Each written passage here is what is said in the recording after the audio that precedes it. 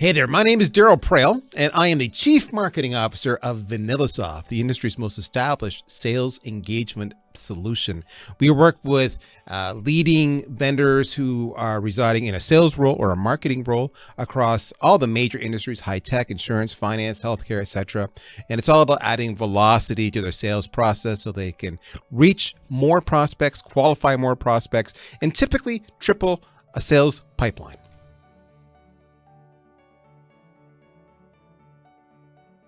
The interesting thing about sales is that historically, what you're going to find with the dynamic between sales and marketing is that marketing makes a lead and flips it over the wall to sales. But on average, sales takes anywhere from like 36 to 63 hours to follow up on that new lead. And by then it's stale. If they do follow up on it, they only do 2 or 3 call attempts and they give up. But stats show you have to do 8 or 9. And then the last thing is they don't do it multi-channel: social, email, phone. They just pick what they're comfortable with. All of that means you're leaving money on the table. What a sales engagement platform like VanillaSoft does is ensures that you actually respond quickly, within seconds, to any new lead come your way, that you follow them across all channels: phone, email, social, text, video, and you reach out and engage them as many times as required: 6, 10, 12, 18, whatever it takes, in a defined playbook, a defined cadence. If you do that, your likelihood of connecting goes through the roof. And with the same resources you've got now, you will dramatically increase your sales pipeline, which means more revenue, ultimately, assuming your close rates stay the same. That's why sales engagement is so powerful, and that's why it's replacing CRM in leading people's sales rooms today.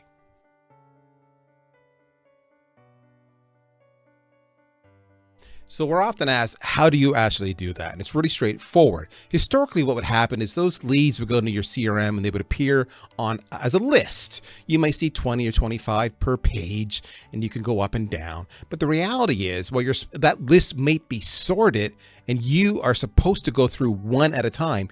Sales reps are pretty predictable. And what they do is they cherry pick. They only pick the ones that look really hot. Oh, I see IBM. Oh, I see Microsoft. I'm going to call them first. And as a result, stats show that reps only call just over half of the leads that come through. So what we do is we get rid of the list. We have this concept in our platform of what's called a queue. It's a glorified engine that is dynamically serving to the rep, no list, just the next best lead at that moment in time.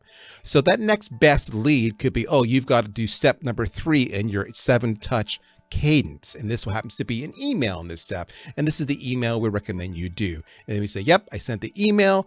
Boom, the next lead is sent to you. Maybe that's the next one in your cadence of another lead, or maybe there was an external trigger. Somebody filled out a form on your site. Somebody was Googling you. Somebody was on a review site like G2, and now you've got buyer intent signals. Those can jump the queue and get to the front of the line so that you are responding in real time. And that's all we do. No list. We just serve the next best lead over and over again. And those leads react to real-time behaviors and triggers, or those leads are part of an established, defined playbook that you're executing for each lead.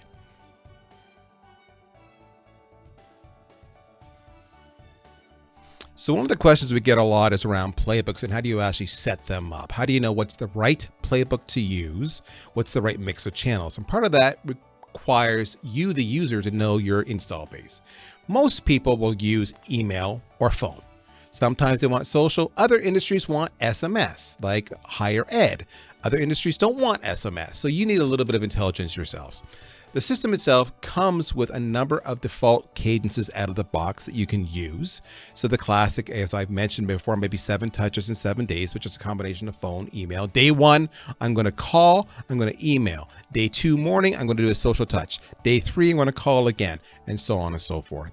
You can change these cadences. We recommend people A/B test them. So you divide your sales team maybe into half and say you're doing cadence 1, you're doing cadence 2, and then we're going to see which cadence performs the best, and then everybody gets that cadence. That's the beauty.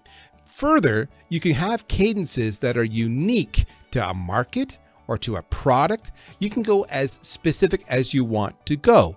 I may have junior sales reps who have one cadence and senior sales reps who have another cadence. I may have one individual who's an all-star in social, so they're going to use a cadence that's more biased towards social. You get the idea. But we start with the basics and then we experiment and refine. It's a continual process. But out of the box, we give you the cadences and the playbooks that our 15 million transactions a month globally are telling us are converting the highest at that moment in time.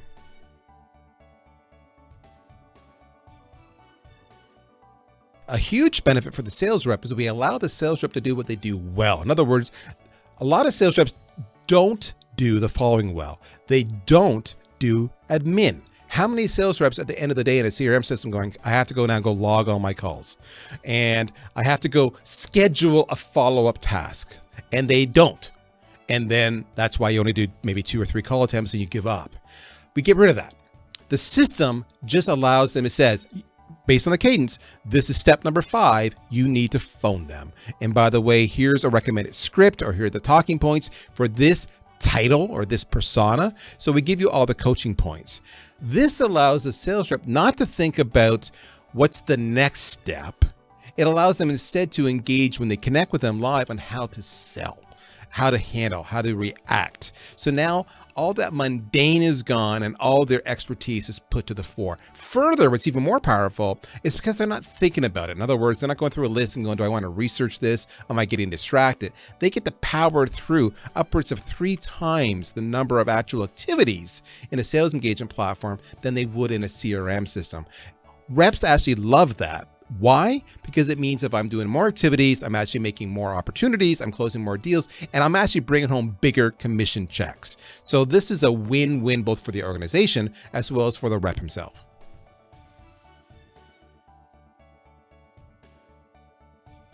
The number one thing that any software SaaS provider is driven by our growth, right? What is your ARR, your annual recurring revenue? What's your average deal size? What is your churn rate? What is your, how many subscribers do you have?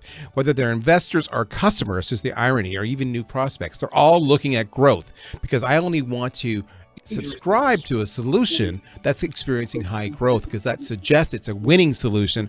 Therefore, I must be making a good solution and I'm minimizing my own risk. Nobody wants risk. So growth is, as you might imagine, a huge mandate of VanillaSoft. We've done this multiple ways. Some you can predict. Yes, we do pay-per-click. Yes, we optimize all of our website properties for organic reach. But where we've had dramatic success in our growth, there's 3 tactics we've done. And I'll set the stage first. The biggest challenge we had at VanillaSoft is that our 2 biggest competitors each individually have raised approximately $250 million US. When you have that kind of money, you don't need to be profitable. You can just grow and run a negative loss, and you can buy market share. So how does somebody like ourselves who have not raised that money both compete and grow? And the answer is straightforward. Process number 1 is we did a heavy investment in social media and content. So we are all over social media, and I'm not doing social media like, hey, here's a new white paper. Hey, we're at this conference. It's about speaking to our target audience, talking about the issues, not being afraid to be controversial, challenging assumptions, actually having healthy debates. So we have a take. We speak truth to power. Not everybody likes it, but they know us because of that bold approach. We use video extensively. We partner with other thought leaders to have healthy debates and discussions. Social media doesn't cost any money. That allowed us to compete, and that got us huge name recognition and street cred and thought leadership, which then gets you invited to all the big parties and all the shows and all the awards ceremonies. So you're hanging out with the big boys. That's number 1. Number 2 was a heavy investment in social proof. So sites like G2, Capterra, TrustRadius, even Google's. People don't believe vendors, but they believe complete strangers who may have some familiarity with your product. So we've done an extensive investment to make sure our social proof is through the roof. We have lots of reviews, lots of opinions, lots of ranking, lots of shares. That's been a very concentrated effort. And then the third leg that we've taken here intentionally for growth is to partner with the industry thought leaders, the influencers, if you will, taking a page from Instagram and embracing those influencers to be advocates for your brand and getting access to their audience, their followers. We've got more leads simply because the influencer says, hey, check out VanillaSoft. Those three approaches dramatically impacted our growth and made us the leader that we are today.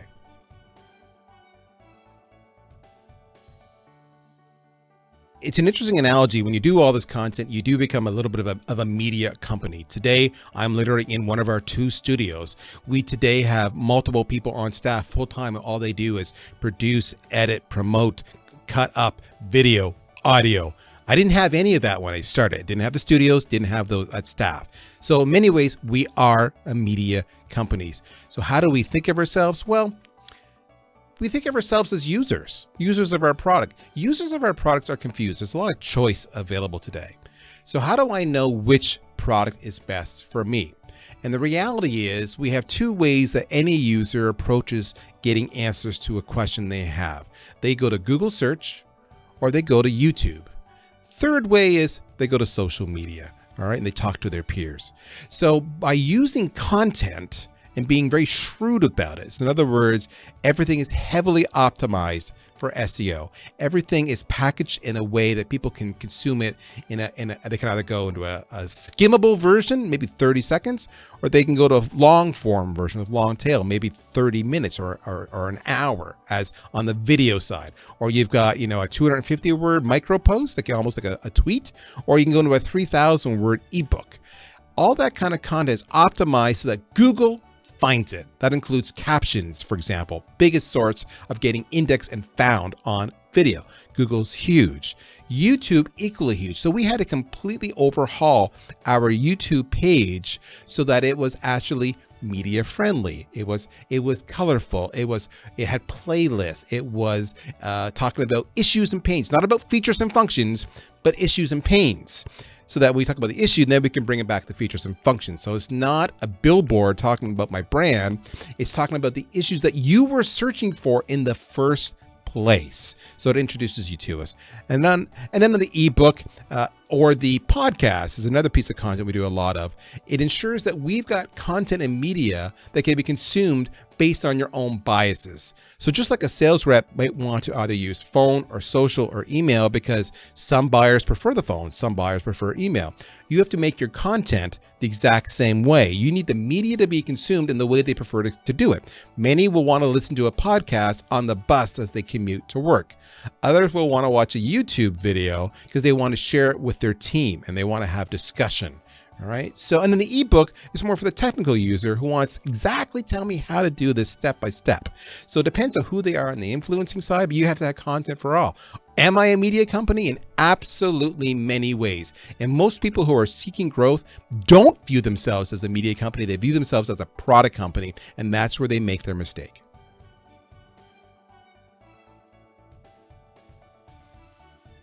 So challenges are never ending, it seems, whenever we're doing this gig. For us, our challenge is not lead flow based on everything we've done on our growth initiatives. We've got lots of leads. The challenge, believe it or not, is lead quality. So what can I do to better enrich my knowledge on this lead before I send it to sales for pursuit? So I would rather have a small sales team that I give nothing but quality, high vetted leads to than a large sales team where they just filled out a form on my website and I'm sending them all to be followed up on. All right, you're going to save money in your costs, but you're going to have a dramatically higher conversion rate. So lead quality is our number one challenge. And we're doing this in a combination of ways. We're using third-party tools like a Clearbit or a ZoomInfo and other tools to try to get as much data as possible. But it's a process. And there's still manual intervention because often many leads we get to, for example, if I were to get a lead from a buying intent signal, somebody went to G2. I don't know who it was. I just know it was somebody from IBM and they're in Raleigh, North Carolina. Okay, I can use a Clearbit or a Zoom Info to get some tombstone data on the company, but then I have to start just saying, who are the people who hold the roles who I typically sell into? That is a manual process. And we have an individual now who's dedicated, and this is all they do. It's not a sexy job, but they're just cleaning and sourcing names before we give it to our field, our sales reps to actually pursue. So data quality, number one. Second challenge we got, buyer intent. Buying intent signals, again, like a review site, a Google search, whatever it might be, even pay-per-click has elements of buyer intent. The more buyer intent signals I can get means I'm getting to them earlier in the cycle. The challenge we have is a prospect won't talk to us until they're almost ready to buy. And by then they've done their own research, they've looked at the competition, they've made assessments and judgments, often based on nominal knowledge, because they're not experts. We are on our software, and we miss those opportunities. So buyer intent data means I get them when they're just in the research stage, very early on, and I can engage them and walk them through and educate them about what they need to look for and why we are a viable option. Buyer intent data is my second biggest challenge. Clean data and getting them earlier in the buying cycle.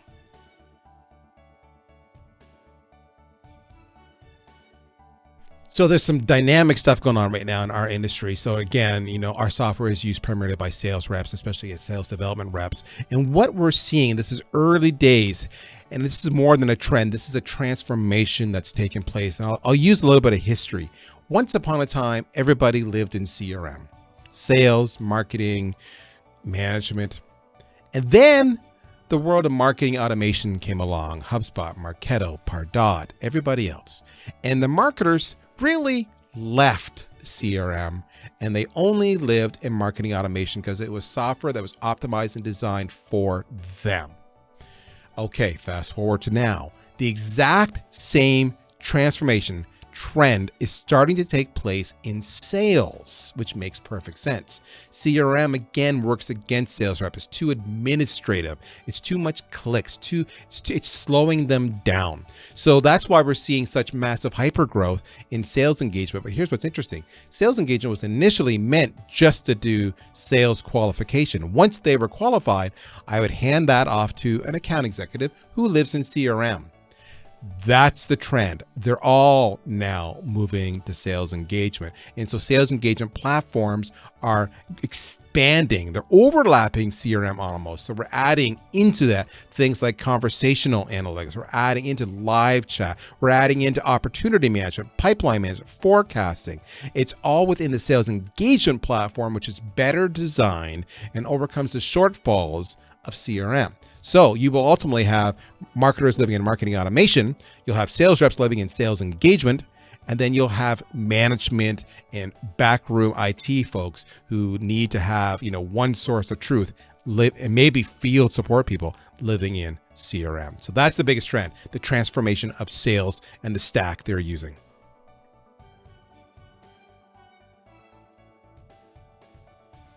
It took me a few years to figure this out. And if I'd have known this earlier in the career, I might have had a faster trajectory, and I might have made a lot more money, and I might have made a lot of different decisions. And there's kind of two things I'll share with you. The one thing I will share is assume you're an expert at what you do, and you will know if that's true or not. If you're just faking it, and we all suffer a little bit from imposter syndrome, then invest in yourself, do the research. But my point being, do your job. Don't wait for permission to do your job. Don't look to your leaders. They give you guidance and counselor. Don't wait for them to tell you what to do. Take the initiative. Communicate, but don't wait. Do it. Because, and going with that is you're going to make mistakes. Give yourself permission to fail. Beat yourself up if you never try. I know these sound simple, but too many people are afraid and they're waiting to be told what to do. That's not why you're being paid. That's the first part. Second part is when you're looking for a job, you truly have to challenge the employer respectfully and document expectations, document the review process, document how you will be measured. ask them upfront what's the recourse if we deviate off what's in the job description or what's in the expectations. All right. I've seen too many people hired under one pretense, and maybe the boss is a controlling individual. Maybe the game plan changes. Maybe they didn't share all the information with you. Maybe they're just a first-time CEO or hiring manager and they just didn't do it right. And then you get there and you've invested time and money of your life and it fails. All of that could have been avoided if you would have, instead of going to them hat in hand saying, please give me a job, you would have been the shrewd shopper for that job, the same way you're a shrewd shopper for buying a house or a car. Take responsibility for your job search effort. Those two things were huge once I figured them out.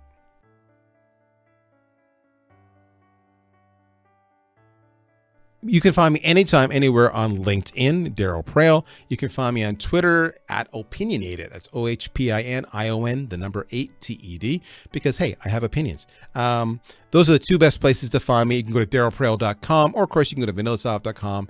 All of our content's on VanillaSoft. All the content is on, it's on social media. I am on social media every single day. More video, more blogs, more opinion pieces than you can shake a stick at. You will get tired and annoyed at seeing me so often, and I apologize in advance, but God bless you for checking me out.